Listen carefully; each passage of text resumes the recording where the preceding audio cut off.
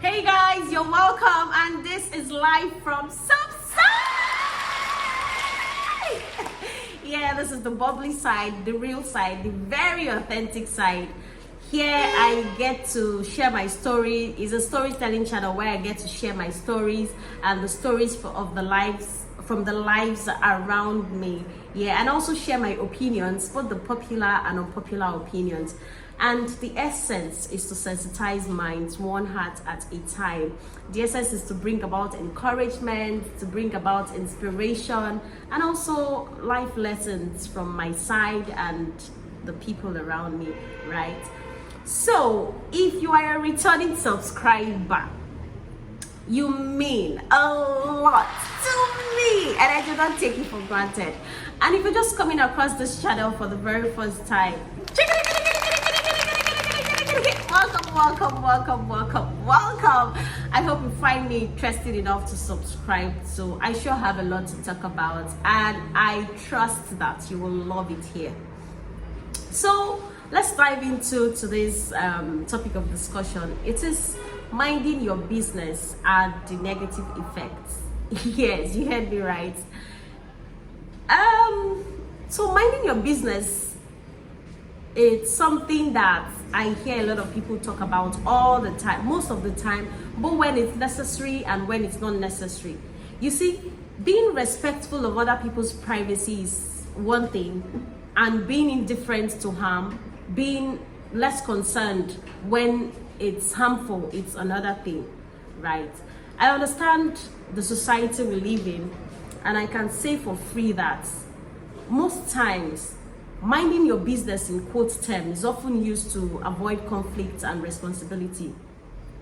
Minding your business has become a shield for apathy, and especially in communities and places where injustice thrive in silence, right? So I'll share a story. So one of the days I went to the market and I was on my way back. I boarded a bus and I was sitting on the second row of that bus.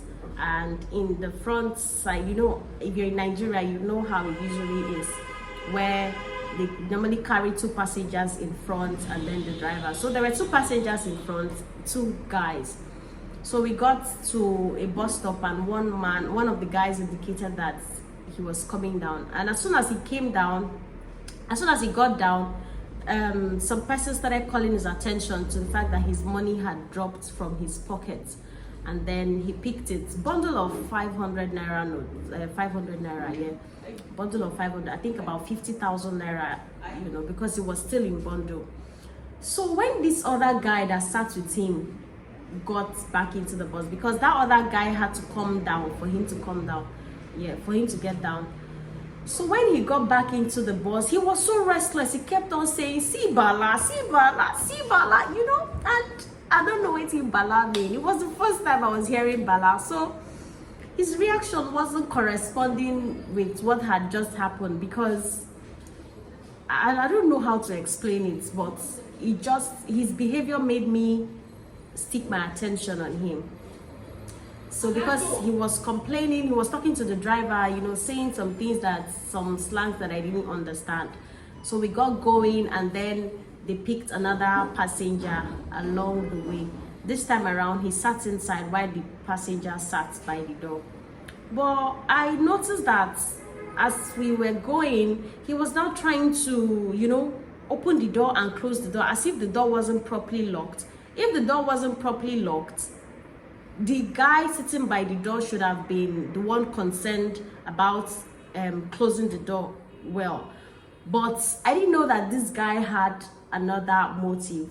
So what he was doing was that as he was trying to open the door to close it, he was using this part of his arm he had assessed that the man had money in his pockets, this front pocket, right? So he had assessed that the man had money in his pocket. So as he was opening the door to close it, he was using this part of his arm to move out the money from the man's pocket. And I was just sitting right behind him. I didn't know what was happening. It was not until I saw the money stick out from the man's pocket. I'm like, ah! I was like, ah! in my mind, I'm like, what's going on here? How did that happen? You know, so as I exclamated like that, the guy adjusted, and it was as though the man's like he was lost in thought or something. He wasn't even aware of what was going on, and then he came back to consciousness, and then saw that his money was already sticking out, and then he took it and arranged it. I think one had already fallen off. He arranged it and then he put it back in his pocket. So the guy sitting beside me was asking, what happened? I couldn't even say anything. And then the conductor went, it be like say your mouth they scratch you. It be like say your mouth they scratch you. You know, I couldn't even explain what I saw, but we kept on going, and this guy now, the one they tried to pick his pocket, got down at the bus stop. And that was where this guy started, you know, started being restless again, like that first time, right? And then he now even tried to hit me, because as it was, we were not saying anything, no, nobody said anything, but I'm sure he must have played in his head how much he had lost today. First of all, that man's money that didn't fall in the car. I'm sure his intention was that, as he had tried to stick out that, I don't know how they do these things, as he has tried to bring out that money, the money was going to drop on the seat. But unfortunately for him, the money didn't drop on the seat, it dropped on the floor when the guy had come down. So I'm sure it dawned on him that, I don't miss money today. And then he tried to hit me, and I waved his hands from the back. He didn't say anything, nobody said anything, nobody even asked wetin happen, wetin she do, you know, and all that.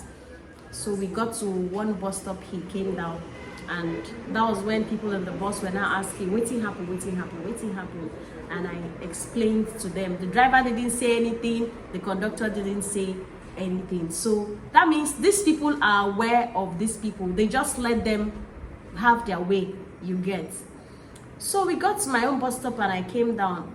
But the catch of this story now is that when I got home and I was gisting my folks what had happened, what I saw, because it was my first time, and that was why I didn't even know how to react. When I got home and I told my folks that, see what happened, my people were like, my dad, my mom, they were like, don't ever try it again. As an Igbo girl, it means don't try it, don't ever try it.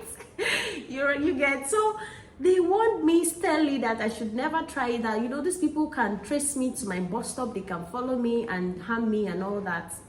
But that's where this topic actually came about. That's where I decided to talk about this thing. That, so if you see somebody doing something and then you don't say anything about it, what difference are you making in the world? I understand that the world is now so corrupt that it feels like you can hardly do anything about this issue, especially these pickpocket people, or you can hardly do anything about most of the irregularities that goes on, right? So it got me worried, and it happens every time, that even in your neighborhood you see people going through something that they are not supposed to go through, or you see something that you should call attention of other people for, you just be like, I'm minding my business, especially as everyone now lives in flats. You just get into your flats, you lock up, whether your neighbors are fighting or they are killing themselves, it's none of your business. Until somebody goes down, you will not be like, if I had known, you know. I'm just wondering, imagine in the case of bullying, and you're seeing people do something wicked, and you are minding your business, you're not saying anything about it, you're not doing anything about it, you're not talking to someone to talk on your behalf about it. What do you think you're doing? You're simply empowering the oppressor. Like I said, it's one thing to be respectful of people's privacy, and it's a different thing from being indifferent to harm. It's good to observe, it's good to not intrude in people's privacy, but it's very necessary that we act when we should. It's very, very necessary, right? So I can go on and on to talk about a number of times where people should have spoken up or didn't speak up, as they say, because me, as much as I can, not all the time, but that's why I said that this topic is quite sensitive. As much as I can, I try to do that. So, but I want to encourage us that we should speak up when we see injustice. Check in on your friends or your neighbors who seem off. You know, if you've not heard from someone, or you see this person that the person looks quite unusual, check in on them, because it might involve life. The next thing now, somebody can go down, and you will start living in regrets. If I had known, I should have checked in. If I had known, I should have asked. If I had known, I should have done this. Just avoid all those things, right?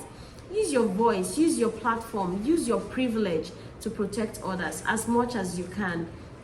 And one of the ways we can do this, we can use our voices or our platforms, is to share this video, is to, you know, dispense it to the uttermost part of the earth, so that others will be motivated to do better. Remember, change starts with one person who chooses to care. And the only thing necessary for the triumph of evil is for good people to do nothing. And that's how we got here. You know, a lot of times people see something, they don't say anything, and those people, the offenders, get away with it. Tomorrow they will try again because they got away with it the first time. Next tomorrow, and before you know, they start building resilience to this thing. Peradventure, someone casually talks about it. But if we start now, it's not too late. There's a saying that the best time to plant a tree was 20 years ago, and the second best time is now.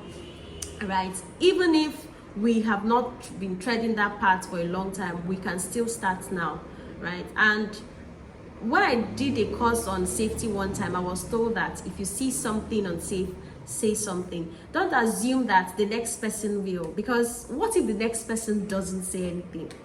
At the end of the day, you might get affected eventually, and negatively. You can be affected negatively. You know, my mentor will always say, be your best, do your best for God's glory. Be your best, do your best for God's glory.